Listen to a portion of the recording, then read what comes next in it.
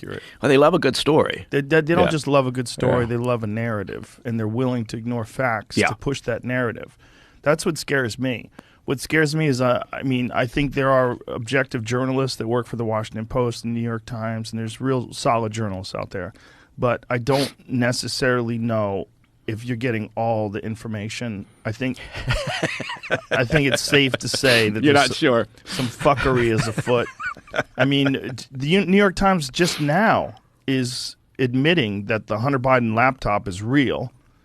And, we remember from the debates with Trump bringing it up to Biden and Biden saying it's bullshit and it was a lie, a flat-out lie. Yeah. Everybody knew it was a lie.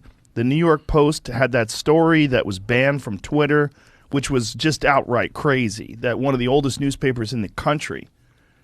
Yeah, and I don't think anybody's going to go back and apologize to them. No one's apologizing. But right? There's a dynamic here that I love this topic in a sense, not so much because of whatever the fuck Hunter was up to, but in part because now when you look at the liberal Dems and the progressives, it doesn't matter to them. If you read some of the narrative that is out there now, the social media in the past day or so, ever since the New York Times came out with this, they're just dismissive of it, right? And they don't care, or they're willing to overlook it, which is the same thing they accuse the right of doing.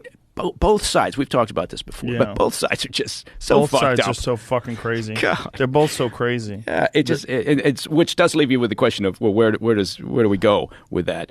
But the Russia-Ukraine situation has created an interesting dynamic in D.C. where you've got sort of this weird bipartisan support for let's give them the MiGs, let's push back, and you think.